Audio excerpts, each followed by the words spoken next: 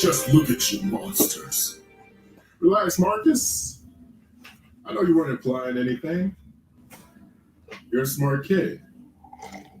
Smart enough to know the hierarchy of my streets. However, next time, I will not tolerate your idiosyncratic tendencies. Leave your hubris at the door.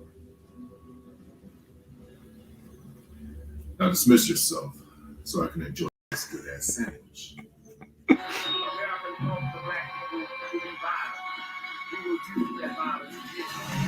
Thanks for the party, John.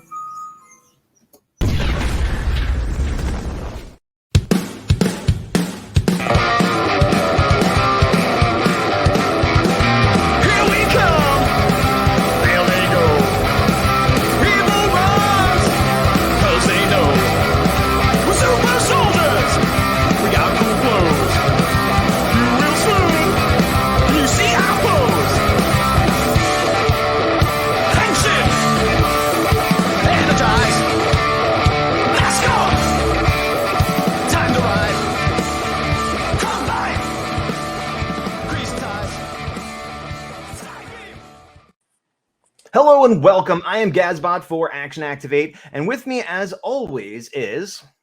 It is I, the big dog, but we are not alone. We have a third with us today. DJ Rivers is here from Bloodline of the Grid. Sir, how's it going? It's going great. It's going great. Happy to join you too. Yeah, Awesome. Thank you. We are so excited to have you here. We've talked about a lot of your work for a while, but this is the first time we've had a chance to chat. And I put a little bit of a clip in the front of some of your other acting work because other people who only know you from your Power Ranger stuff might not be aware that you've done other. In researching, I found out like you were on General Hospital, for example, which I did not know. Yeah, I'm actually recurring on that, so I kind of pop up here and there, and I'm like a guard. Like I feel like depending on the season and storyline, I'm either like good, being bribed, or shooting at people. Either way, I just have this face the whole time. That seems to be the soap opera thing of continuity isn't as important as like sensationalization, I guess. Absolutely. But we love cheese, and cheese is great. There you go. So I want to talk about a bunch of different things, Sure. but we might as well start with Bloodline of the Grid, which is episode 2 just came out 3 days ago, I think. And you were saying, no, please speak, sir. Oh no, I was just saying earlier this week. I was You were saying because and you're an actor, but you're also behind the camera as a writer. And for Bloodline of the Grid, you do a lot of the things. And you were saying up until a few days ago, you were literally editing right before it came out. Do you want to talk about that a little bit? The crunch time you were feeling? Sure. So I wear a few different hats, and literally as a person, if you know me, I do wear a lot of hats. That's all I have for a haircut right now. But no. So between Chris and I co-write it. We co-produce along with Nerdbot Studios. I direct it.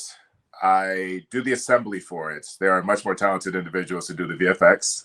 But when you say assembly, you mean, just for those that don't know, you cut the sequence of shots together and let other people then put in the special effects. Correct. So in terms of the pacing, in terms of the cuts, the J cuts, the juxtapositions, all that, I'm a big pacing freak in general. That's like the one place where I'm like, you can tell me about this, you can tell me about that. I'm like, pacing, aha. But yeah, so between that, I'm also the showrunner, so I'm coordinating all the components. So whether it is our composer, shout out to Devel Sullivan, whether it is our sound design mix person, which is Will Manning. I mean, I'm going to be name dropping all day long because I'm so appreciative of all the talent involved, man. And I'm one of those where, dude, I'm perfectly aware of the hats I wear, but at the same time, none of this would happen without the team, period. Right. It's collaborative, 100%. Yeah. Gotcha. Yeah.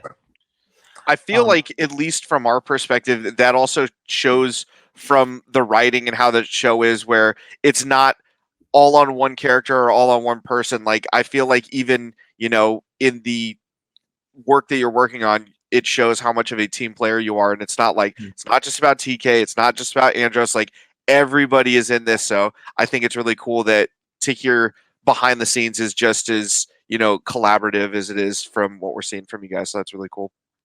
Thank you, big dog. I try. I really do try in general. I'm so appreciative of people's time because people's involvements are for different reasons. You could either be a big Power Ranger fan or know nothing about, and we have a few of those. And sometimes it works out better when you know nothing about Power Rangers. Right, because there's no preconceived notions coming into it. Exactly. So you come up with your assumptions, and the thing about it is, I didn't. And we'll probably get back, get to this in the interview. But initially, when I was asked to kind of oversee the project, I had said no for that very reason, because I work with a lot of influencers as well, producing for them, writing for them, et cetera, et cetera. But I'm very behind the scenes. I like being low key, et cetera, et cetera. But when you get to the Ranger community, it's a little bit more intimate. It's hard to escape people wanting to be put on because you have certain relationships, or like, hey, I want to be part of it. Hey, blah, blah, blah, blah. And then like, and even when we, Chris and I finally got this going officially, it's like, hey, mind you, Chris had this concept for years. Right. That's a lot of concepts changing, evolving, having conversations, having dialogue. And then now getting it going, and only using why I'm using air quotes is like, hey, we're not Hasbro. We're not studio backed funding. We are doing this passion out of love. Ultimately, I guess my point is, I said yes, but I already knew from the beginning, if I said yes, it has to be doing the characters justice. These actors are lending their property to us. They're lending their whole, what they brought to life themselves. They're bringing what we're fans of growing up. And now it's in my care. And I'm like, who am I, dude? Like, you know what I mean? So I have to do it. Well, you're TK Johnson. That's what they say sometimes, yeah. No, that's awesome. And I had said, I don't, you call him Chris. For those who know, Christopher Kamen Lee, who played Andros, the original Red in Space Ranger. I don't know him, but I interviewed him once. A nice guy, as you know. And he talked a lot about how In Space was possibly so popular because he's like, it's Star Wars. It's Star Wars. And I know he loves Star Wars. And we talked about, like, he's basically become like a gray Jedi, where he's like touching the Sith, but not going all the way. And so when you talk about that, like but it still makes sense for where his character was, as we talked about in our review, because he was always sort of had pathos, and he was sort of like a, just a hero, but not a bright and sunny hero by any means. I always say all the time that Chris was more of a Sixth Ranger than the Red Ranger. I mean, Zane was more of a Red Ranger than he was, and that's a great dichotomy too. Like, realistically, I mean, in terms of like the inspirational, Andros was always the lead by example guy, not because I'm just like, hey, everybody work with me. And one of his most interesting traits in the beginning was how much of a loner he is. Right. But when you peel the layers back, it's like, oh, maybe he did have a previous team. He has suffered a lot of loss. Zordon has given him a solo, almost suicide mission in this arena of space compared to a city on the planet Earth. Right. So hesitance and reluctancy in terms of like even opening up to trust again, absolutely not a Jedi, but also not completely Sith. He would be gray. Yeah. I agree with everything you said, except I always thought of TJ as the Red more than Zane, to be honest. And maybe that's because he started off as Red, but no, you know what, that's fair. And also, here's a testament as far as you were talking about team player. You know what, I dig that. Because here's the thing, Chris will actually say this straight up. Christopher Kamen Lee will say this straight up, that in terms of leadership and in terms of, yes, having the reins, correct, he actually felt like TJ was more of a Red Ranger than he was. Not that he had leadership over Andros necessarily, but if there is going to be a team, he definitely gives TJ's character Selwyn Ward that credit more than he does. Right. Yeah. So from the horse's mouth, he agrees with you for sure. Hey, all right. I'm glad. Related to that, and this is not something we've seen on camera other than acknowledging it. Have you in person, DJ, spoken to Selwyn at all about the character you're playing or possible involvement, or just at all? Have you spoken with him? Funny enough, anytime Selwyn and I speak, it's not about the project. Nice. It's like literally like a story he sees. Like, I'm half Filipino, half Asian. So like, if I have like food up, he'd be like, "Give me some of that food." I'm like, hey, I feel like any project involvement has been indirect, whether it is through Chris, whether it is through mutual friends in the con community, et cetera, Sure. A handler, people, cast members, et cetera. And I'm one of those mentalities where I don't count the score. I don't count the touchdown unless I see it on the scoreboard. Gotcha. So I'm hearing all the someone's down, such and such is down. They want to do this. They want to do that. I don't believe it until like I'm sending out the call sheet and they arrive and I'm like, okay, great. We filming with them. That's fair. I tend to be less over promise, under deliver. So it's like, once it's done, then I can like, some people advertise like crazy, and that's great. I respect it. I don't have it in me. If you look at my social media, I barely post posts, but I post stories because I'm like, hey, If you want to watch how boring I am, that's up to you. I don't care. I don't have to care about validity. I don't have to care about how many people like it. You're nosy on my end. That's great. To answer your question, not directly, but I've heard interests, and there's a lot of interest on the table now, especially since episode 2's dropped in. We can be more humbled. And at the end of the day, between Chris and I, the big thing is we just need to make it make sense. Right. Well, because and episode 2 is longer, but it also upped the game. It's so much better in every way than episode 1. And we liked episode 1, but it's just and it's like, oh, is episode 3 going to be 45 minutes long, an hour long? And I don't want to get hopes up, But actually, that brings up another question I had. The pacing was good, and as you said, that's important to you, and it blew by. It didn't feel long at all. So don't take it that way when I ask this. But did you consider maybe taking I forget what the runtime was, 24 minutes, let's say, and splitting it into 2 12-ish minute ones so that you could have episode 2 and then maybe 3 months later have episode 3 and kind of shorten the wait time but have smaller bites? Or like why'd you make the decision to have a big episode, I guess? No, that's an excellent question. And at the end of the day, one of the biggest things, I mean, don't get me wrong, we're receptive where we could be receptive, and then whenever there's intent, we try to still make it like, hey, this is our preference. This is the way we would like to do it. And one of the big feedback was, man, it was so short. Like the first one was so short. By YouTube standards and by a lot of fan community web series standards, about 15 minutes is usually average. If you get to 20 and you make it longer, then that's great. But a 15-minute point would be acceptable. With that said, this episode was always intentional to where we wanted to leave it off for the next episode. Now, that does require it to be a little bit longer. In one end, that would be the easier way to do it, because that way that's more content. Right. However, episode 1 was an accident. Episode 1 wasn't really an episode. I don't know. Oh, you don't know about this behind the scenes. Okay. So episode 1 was a trailer, dude. The whole episode was considered a trailer?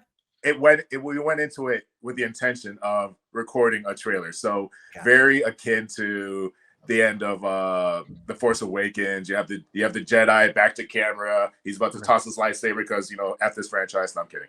But like literally the back shot of going towards Andros was very influenced by Luke Skywalker, back to camera and just being mysterious. So imagine a trailer pulsing, swells, all that. You're seeing a guy on a communicator. It ends up being Andros. You see people come through a portal. It ends up being these kids. You see a little bit of Zane. Yada, yada, yada. Dude, I just shot way too much. That's what happened. And then eventually we tagged on the Virgil / Psycho Red scene at the end.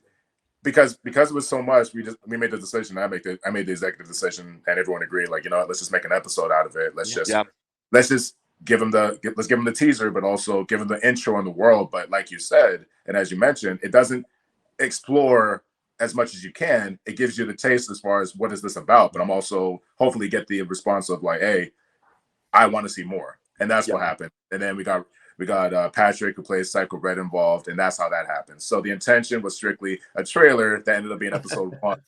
And in Chris's mind, he's like, well, technically episode 2 is more episode 1, but you know what? Hey, episode 2. Yeah.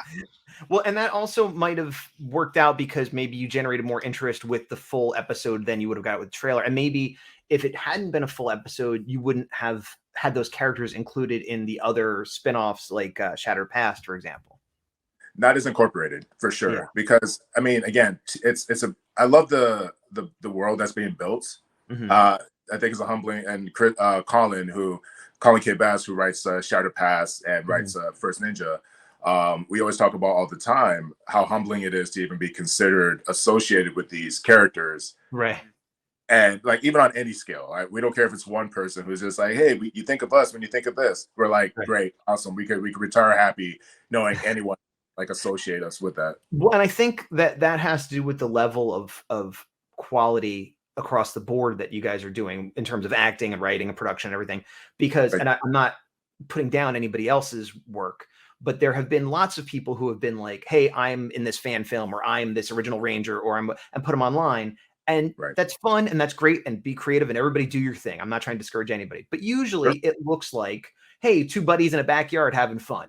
And that's fine, but it doesn't make me think, oh, he's kind of like a real you know what I mean? But what you have been doing, and the Unworthy People too, and like there's a few shining gems of like, this is transcending just people having fun. This feels more real. This feels like, you know, I hope this would happen, but you know, who knows? But it feels like, oh, maybe one day Hasbro will be like, hey, everybody, we're gonna why don't you make a movie for us and we'll throw it on Netflix? You know, like it's believable that could happen. You know.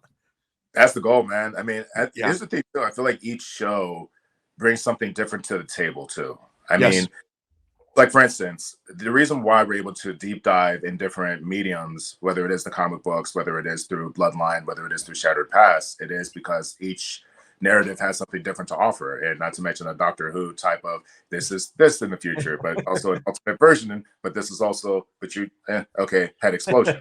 Yep. But at the same time, like for instance, Shattered Past has a quicker turnaround time compared to something like Bloodline. You know what I'm saying? Yeah. But it still expands the characters in a way where it is consistency. You know what I mean? Now, Bloodline is a little bit more in depth in terms of the process, but collectively, though, there is something on the table for everyone who wants to put everything together so that you're able to create your big novel of characters and associations and integration and timelines. And again, just working with these Ranger actors on any kind of scale, it's just like, okay, pinch me anytime now. That'd be great. Yeah. For when it came to kind of Bloodline and you being involved with the ninja related projects and kind of everything for the expanded universe, what was kind of that tipping point where it went from an idea to reality? Was there somebody specific you talked to? Was there something somebody said, you said? Just kind of walk us through like what kind of changed, like you said, that, you know, dream into reality where, you know, here we are talking about all the different Ranger projects you're involved in. Yeah, sure. So in terms of extended universe, before it was even called extended universe, so Colin did his thing with First Ninja, right? Yes. Yeah. And we had made the conversation as far as possibly playing the Green Cyclone Ranger, the Green Cyclone Ranger. We're both creative types. We had mutual circles, mutual friends, and I think it was just as many good stories start. We were drunk at a bar. Nice. At a meet, and you know, it was one of those, you know, we should totally do what, man? What should we totally do? We should do this because I'm thinking about that. Well, you know what? Here's my contact. We should totally, and all that stuff, right? So we started off as First Ninja. Now, Bloodline of the Grid has been a brainchild, especially for Chris, for years, like legitimate years. But a lot of it was conceptual as opposed to pre-production. Now, I was starting to get a little bit more heavy into online content creating, not just with First Ninja, but also influencers and other content creators. Again, whether I'm in front of the camera or behind the camera, individuals like King Vader, Pierre Steps, Irving Comedy, things like that.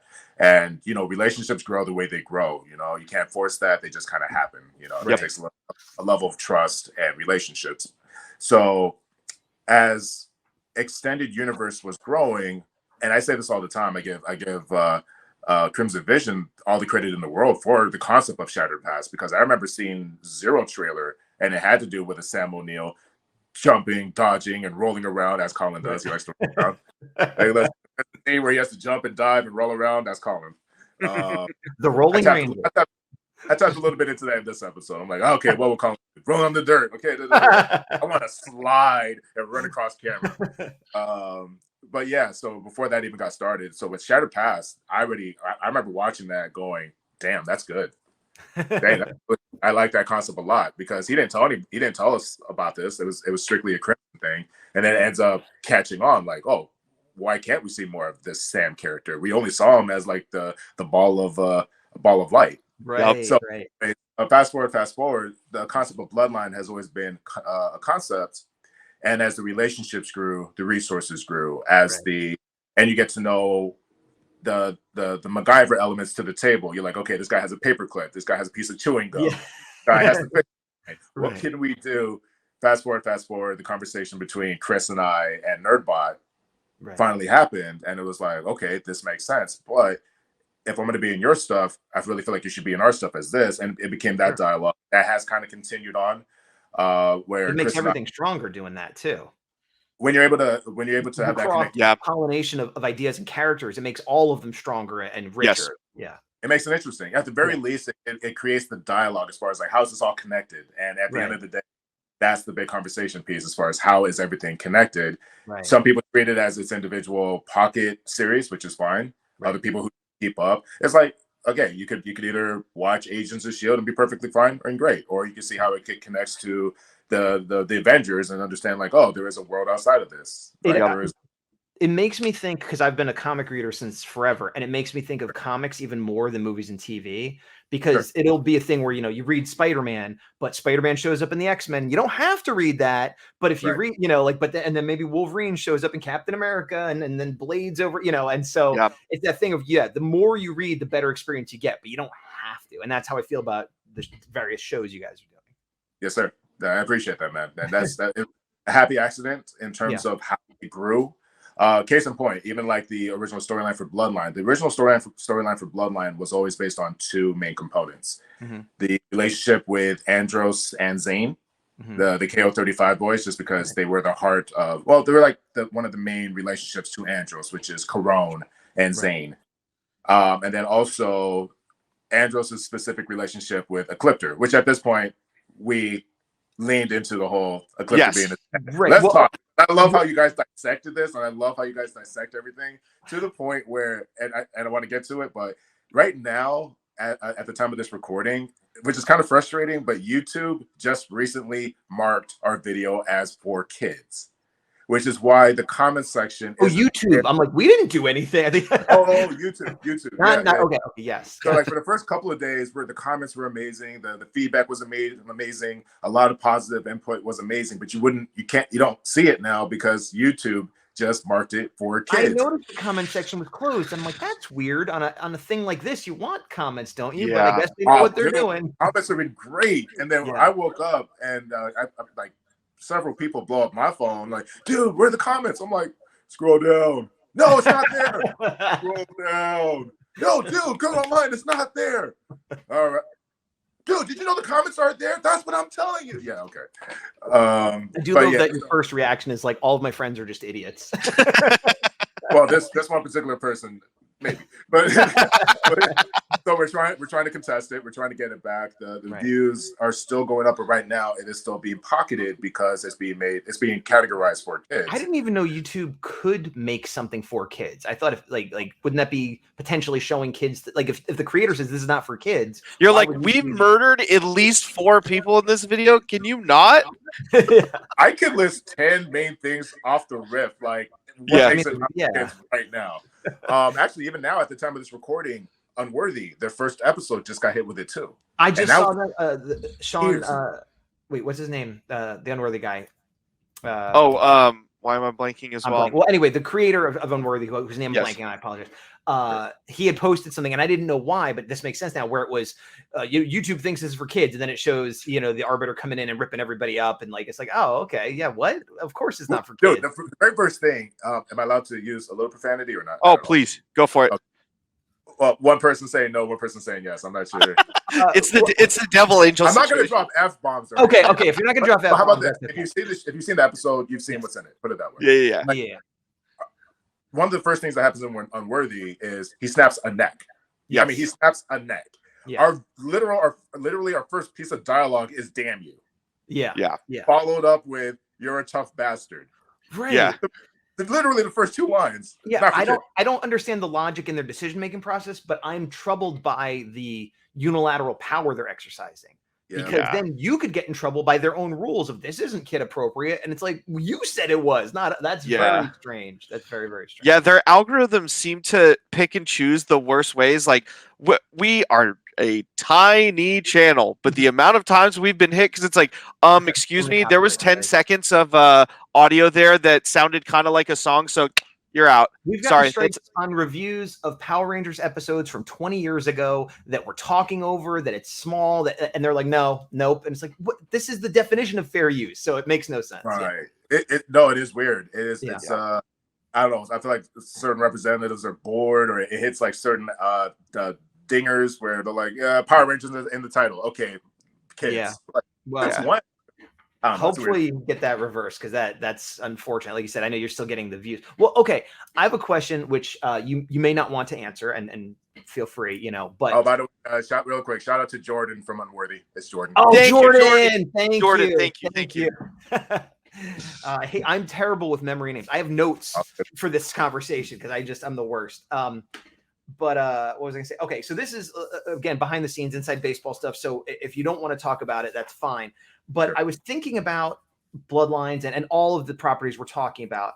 And I'm an illustrator. I do a lot of fan art, for example, Power Rangers art, things like that. Now I don't have a license from Hasbro, Saban, Disney, whoever owns it at the time, but I do make some money off it, and it's this sort of gray area and stuff. And so what I wonder, as creators, whether you're the director, the writer, the actor, whatever, how do you tread that gray area? Because my understanding is if you monetize and you're getting commercial income from it, then you might get in trouble. But if you're not technically taking money from the product, then you're okay.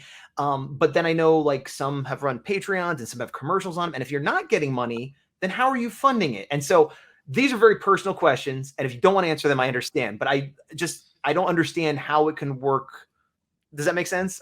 It does. Amazing. And the way I'll answer it is, great question. First of all, the grays remain the grays. Right. Where here's the thing: Bloodline is nonprofit. Period. Okay. Bloodline is nonprofit. Period. Right. So we try to keep it within that realm where it's a passion project for sure. It's something we want to see happen. It's something that Christopher and I have wanted to see happen, and I wanted to do right by Chris and his cast, et cetera, et cetera. Now, in terms of oh, dude, I'm not getting rich off this. If anything, I'm going.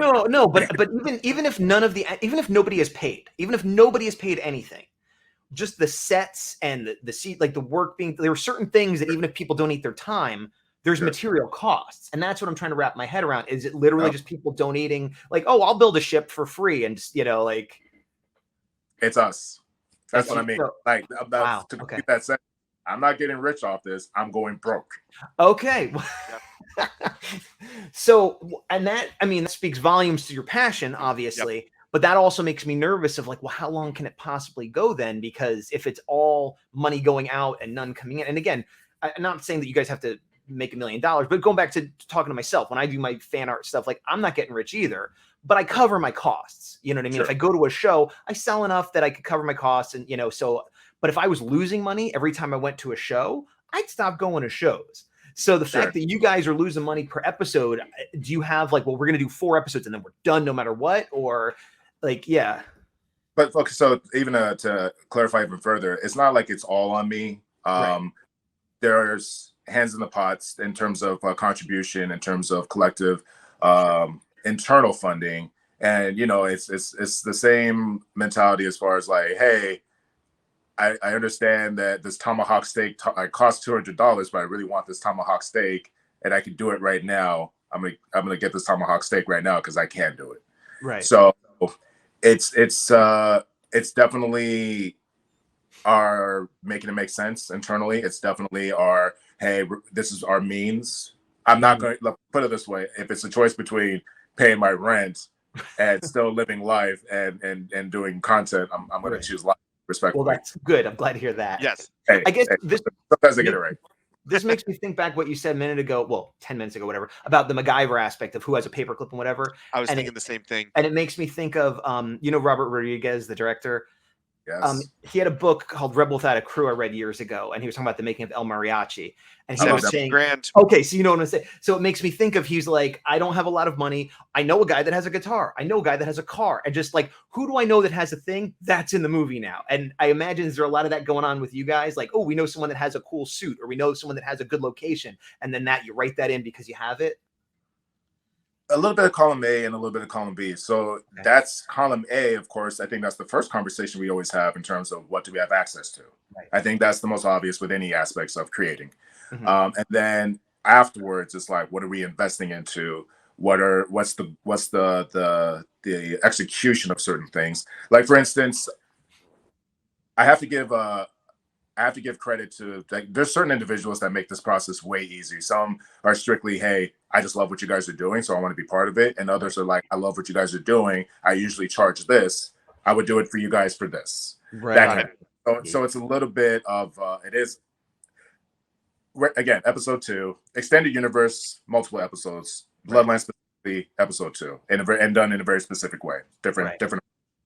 So like DeVell, who does the music, you're not going to catch any part of the music that hasn't been originally arranged or composed by this man. Even like the little nods during the morph sequence was his little. It'll go 3 seconds in a shift, and 3 seconds back to the original, like just enough to kind of be like, was that the? Oh, maybe not. Just to stay ahead of any, yeah. And it was very intentional. I'm just like, well, Star Wars films, and Star Wars is its own beast. Like that's a can of worms that What Star Wars? What is this? I'm familiar. With the laser sword and wizards, and okay, I heard about that. They're half giant, brings them to a school, and then there's like houses and Slytherin, I think. That's kind of like what you guys did. You had a bunch of swords and lasers in a desert, and a guy in a cloak. It's kind of like the same thing, right? Yeah, and then we really like Mortal Kombat, so we decided to add Kano in there.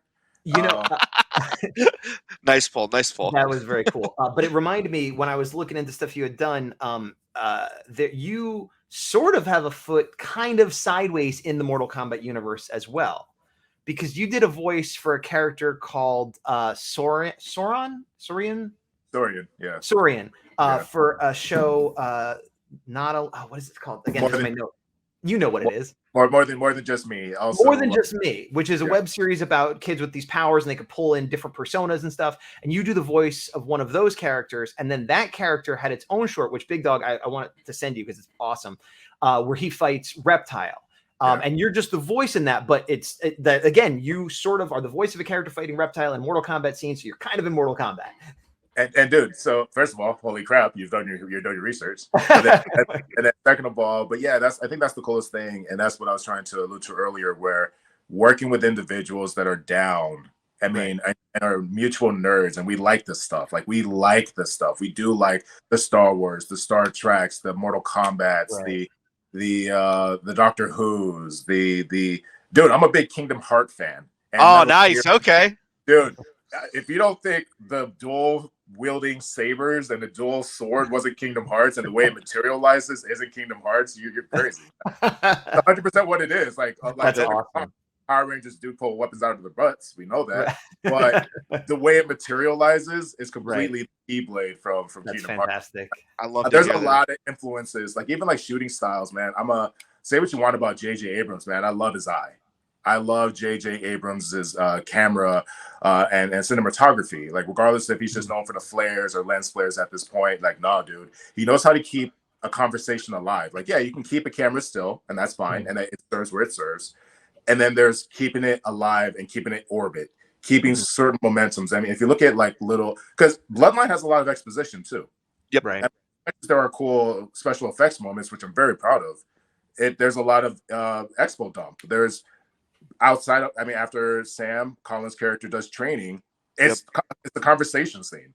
Right. Like once you get to the spaceship, it's a big conversation scene. Well, that spaceship scene was one of my favorites, like the lighting and stuff, and the interaction with the Great Battle Force characters and stuff. That was nice character stuff, and it was not boring at all. I wanted it to continue, I know, I appreciate that. And also not trying to be wasteful with anything too.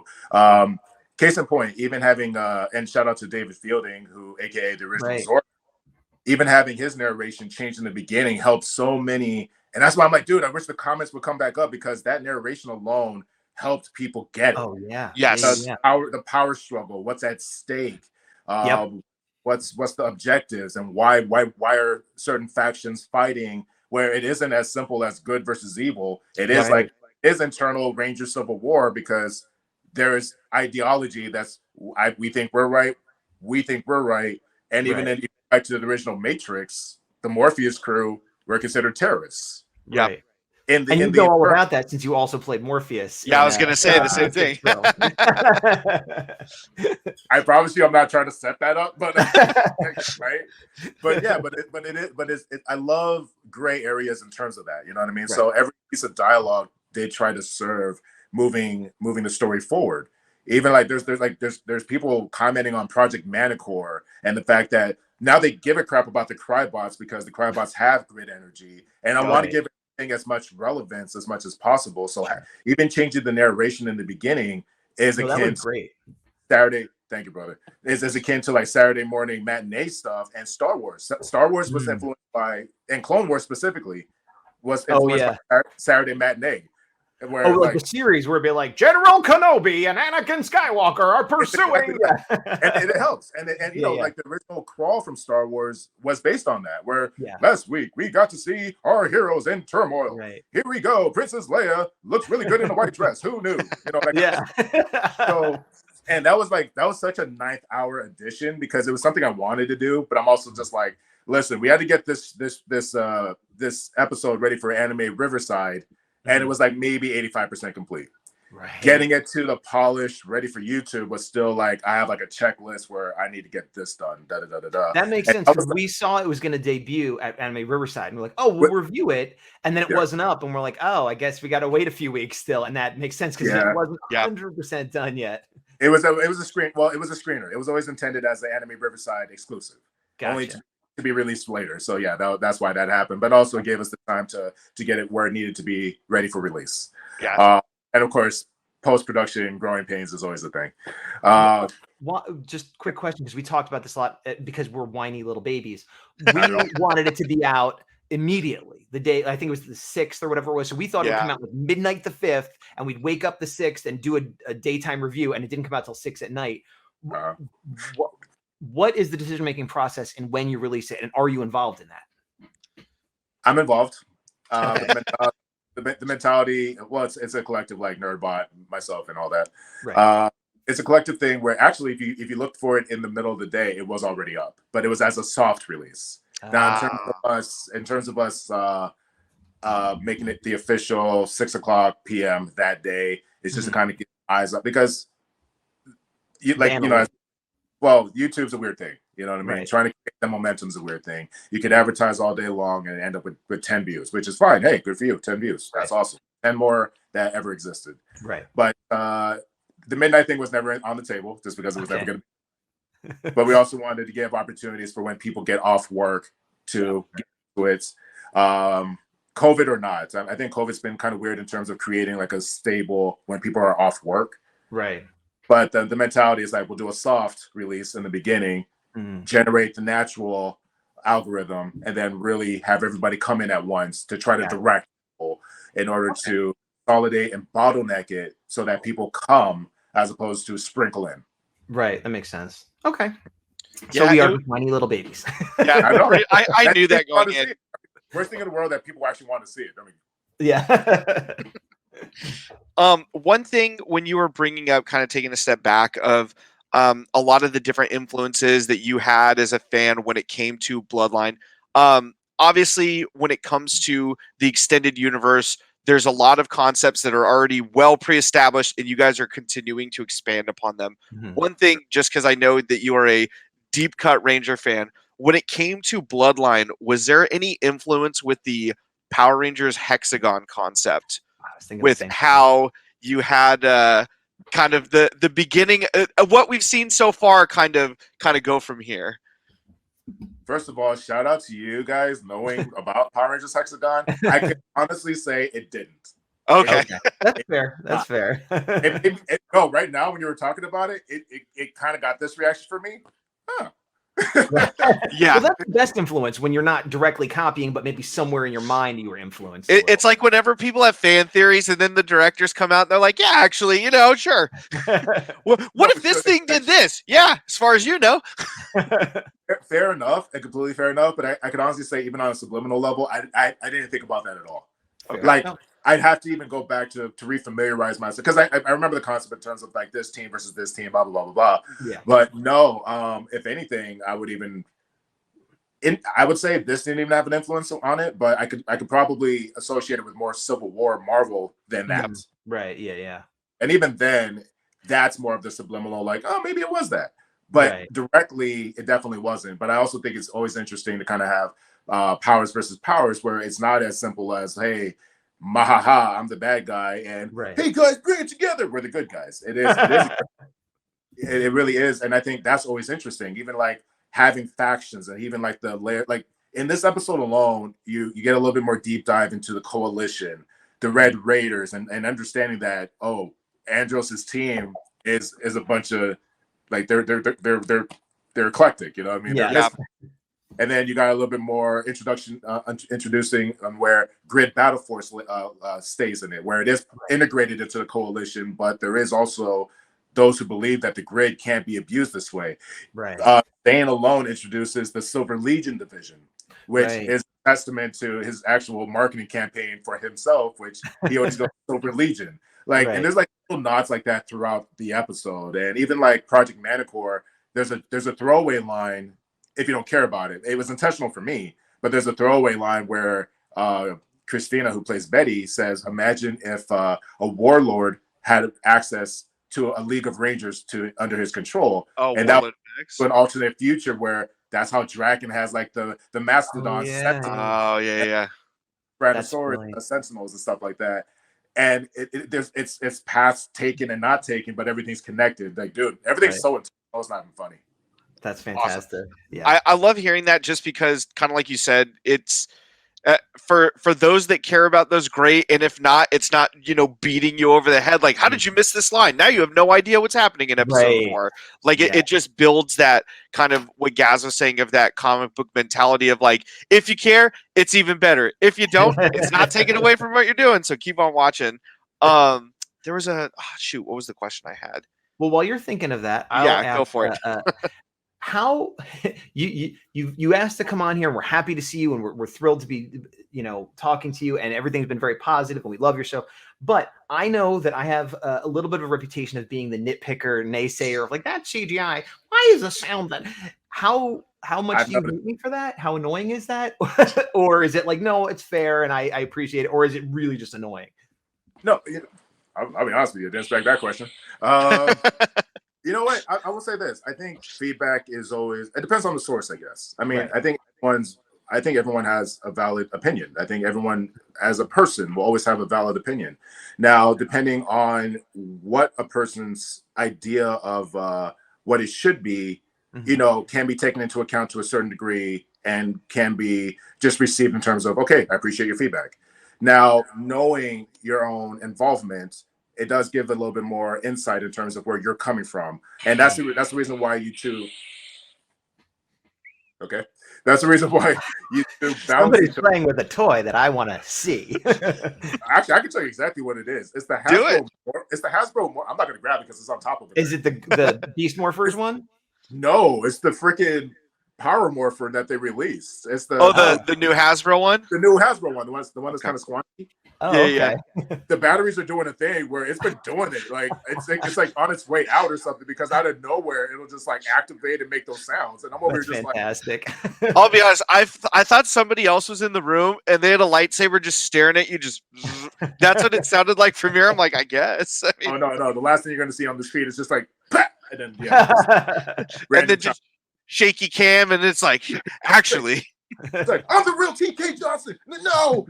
We don't know what to do with this. We don't know what to do with this. I was going to say, if you're going to do some guerrilla marketing for Expanded Universe, you might need a takeover like that. Like, hey, this is the Red Raiders. We're coming in. Episode 3 is coming out 2023. Get ready. Like, if you ever want to see DJ Rivers alive again, this is what you need to do. Like, subscribe, and watch Bloodline of the Grid episode 2. But to answer your question, though, I do think I would say if it was strictly just that feedback without the balance, I think you guys balanced each other very well. Like, private person over here. Like, whatever. Your video is one of the few videos I've actually commented on. You know what I mean? Because you're bringing up these concepts and you're paying attention to certain things. So I do appreciate. I mean, there's certain things where I'm like, okay, maybe let that go because I don't think you maybe know how difficult that part was. But then there's other parts I'm like, more than valid. But no matter what, it's valid. Okay. You know what I mean? It doesn't do us any good if all the reception is favorable. You know what I mean? So it keeps us honest. And I think, and as a creative, I always take everything into advisement. I may not always agree. I may have reasons as far as why it doesn't happen. And of course, no one's going to know those reasons because internal stuff, right? Yeah. But I think every opinion is valid. How far we're able to incorporate or not incorporate is obviously case by case. Sure. Again, attention to detail is when Big Dog was able to notice that CTD stood for Countdown to Destruction. I'm like, Right. yeah. It took Like, me a little bit, but those nods are awesome, man. I love that. Yeah. Dude, please ask away, man. So like when you were just like, hey, I think this was taken this way, it was taken this way. I'm over here watching like they really are his kids. And actually, again, just to reiterate, that was the two main things for Chris in terms of this project was the Zane Andros relationship and the Ecliptor Andros relationship. Right. Now, there's interpretive implications in terms of the show versus what we're doing now, but it's also. Are either one of you like Metal Gear fans? I haven't played in a long time, but I am like, I wouldn't, I feel wrong saying I'm a fan, but I like the concepts and the media, but I'm not going to be like, oh yeah, I'm a Metal Gear fan. And then you're like, oh, what'd you think of 3? It's like, well, I played a little bit of it. So, you know, it's all good. Even if you're not, but what the series is really good at, and I would argue Kingdom Hearts as well, is they take something that you would have ignored before, big, small, medium, and then connect it in a way where you're like, oh, and then when you go back to watch it, right, you have a completely different mentality in terms of like, well, maybe that was the case.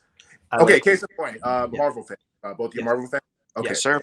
Now, retcon from Iron Man 2. First of all, I don't hate it as much as other people do. I think it's perfectly fine. Iron Man 2. Yeah. I think it's better than Iron Man 3 personally, but that's just me. In a certain way. Arguably. Yes. Iron Man 3 is a great buddy cop film, not a great Marvel. That's me. Yeah. I'm not saying it's bad. I have different whatever. There's a lot going on. no offense taken here. We're with you. Right. But still appreciation, you know what I mean? So anyways, it's like Iron Man 2 where you get the kid in the Iron Man mask. Right. And Feige recently retconned it to make that little kid Peter Parker. Right. Yes. And I'm so fine little with that. things like that. Now you're watching that scene like, oh, you know what? That's brilliant. That's the way. That's the Yeah. Or you watch it and go, that's a stretch, but okay. Yeah. But either way, right. you're looking at it differently because now it changed in the interpretation of it. Same thing with, yes, we know that Ecliptor was a surrogate father to Corone, but what if that was his literal daughter? What if, and in Chris's mind, Andros, Chris is Chris. First of all, if you've ever spoken to Chris, Chris is Chris. He's a character. He's OG trilogy, Star Wars or nothing. Right. He's this should have been this way or nothing, but he loves the fan. He loves he loves Power Rangers in general in terms of the appreciation of it. Yeah. But he's also very specific about, and that's why he and I work. If you want to talk about balance, that's the reason why he and I work. If it was up to him, it would be less Power Rangers, more this. But I'm like, dude, Power Rangers is still this. Let's find the middle. Right. And it does take that relationship to meet in the middle, because you can hear it from person 1, 2, 3, and you'll be like, I don't want to listen to you, but it makes sense from person 4, even though they said the exact same thing, because you guys work. Yeah, that's all there is to it, and that translates on the screen too to the dynamic you guys have together, and even the characters you play, because you are much more of a traditional Power Ranger. I mean, you're not exactly, but like you feel like, okay, I'm a hero and I got to fight these things, and he's like, nah, I've given up on all of this, and let's just, you know. I appreciate that because I love banter, man. I'm a fan of like natural banter. I mean, I'm not saying we have to go the entire time, but at the same time, banter's fun, man. Just like the whole, I love when Jedis can be Jedis, where like it's the most dire situation, but you're talking about, well, what about this? No, that's not a good idea. Well, you remember that one time we fell into the pit of like Sarlacc, and like, no, you know, that whole like we do this. It's a normal. This is an everyday thing, but also when things are a little bit more serious, you know, because of the tonal change. Yeah, and also Andros not being the same Andros. Once again, Ecliptor is taking over. Ecliptor will destroy things. He will wreck things. He is not the same Andros. Yeah. So it is a little bit, I appreciate you guys catching on that TK is more of the eyes of the audience, where I'm like, okay, you understand he just tried to kill us, right? And everybody else is normal. Everyone else is fine with this. Like, I'm fine with this. Are we fine with this? I don't know why we're fine. Like, you freaking bad guys that I'm working with. What's going on here? I do like that I'm sure it was kind of intentional of like, you guys aren't crazy. This is a real thing that like should be addressed, instead of like, you know, go through all of episode 2 and it's like, man, nobody's really talking about how kind of weird a lot of these dynamics are. It's like, oh, okay, thank you for addressing it.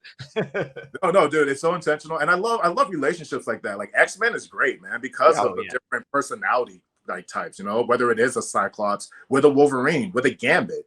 And if you want to talk about happy accidents, Patrick, as much as we love Patrick, and we know Patrick who plays Virgil, aka Psycho Red, as much as we love Patrick, he wasn't part of the original equation in terms of significance. Right. We had him appear, like even his involvement in the first episode was like, you know, it'd be really cool, kind of moment. Right. And then kind of from there. And I knew I wanted to do something with the data cards, which I have like a whole bunch of concepts, but it wasn't necessarily that defined. Right. Yeah. So bring them back now and the whole, well, dude, what if these rivals were on the same team? What would that be like? It's awesome. Like legitimately, you have 3 different personalities, everyone with their own goal and objective. TK's involvement is a little bit less known, other than the fact that that's his mentor. You know what I mean? And I've always loved Piccolo Gohan types. If you're a fighting game fan and you know like Fatal Fury, Terry Bogard eventually, like the main character from Fatal Fury, like adopts the son of his main mortal enemy, and now hybrid between both styles. Like I love stuff like that. I love incorporated like influence and stuff like that. You know, same thing with Corone. Corone was like, you know, she was raised by a Clipter, so you're gonna have some of that influence. Absolutely. I'm looking at the time, and unfortunately, we're gonna have to wrap up in a minute. This has been awesome. I would love to do it again. Maybe when episode 3 comes out, we will do it again. Maybe sooner. Who knows? But I'm down for sooner. By the way, yeah. But DJ, I want to give you a minute. Get the man in here as well. Get Chris in here. Hey, very down. Yeah, absolutely. But I want to give you a minute to just anything you want to promote beyond this episode, or anything you want to say, your own personal stuff. So let me give you the floor and just take the time and let people know what you want them to know. First of all, thank you to you guys for having us and all the support and love that you've given all the extended universe content. So big love to you guys. If you guys want to find me specifically, I'm mainly on Instagram. You can find me at dj.2.rivers. Maybe you can put that in the afterwards. But in general, thank you guys so much for all the love and support to Bloodline episode 2 specifically. You can find it on YouTube right now. Just search Bloodline episode 2, Bloodline of the Grid episode 2 on Nerdbot's YouTube channel. I want to give a big shout out to the team. Once again, Deville Sullivan with composing, Will Manning with the sound design, Jerry Cotto co-producing, John Tiang and his stunt team who've brought a lot of these Crybots to life. Daniel Castro, who's our prop master, and you can find him on Prime Directives Armory. There's so many people I want to thank. Colin Bass and Nerdbot Studios, Christopher Kamen Lee, Patrick, all the Ranger actors. I don't know, like I'm spending my time giving the love to people who've made this happen. And I know I'm forgetting people. I apologize. But to all the cast and crew, I appreciate you guys. And with your continued support, we'd love to get to episode 3, 4, 5, 6, and just give you more content that we feel like everyone will enjoy. Awesome. That's, like you said, team effort. That sounds great. Well, thank you to you and everybody you just mentioned and everybody that wasn't mentioned that was still a part of it. And we're going to sign off here. I have been Gazbot. I continue to be the big dog. DJ. And I'm DJ Rivers. And to the power. Take it easy.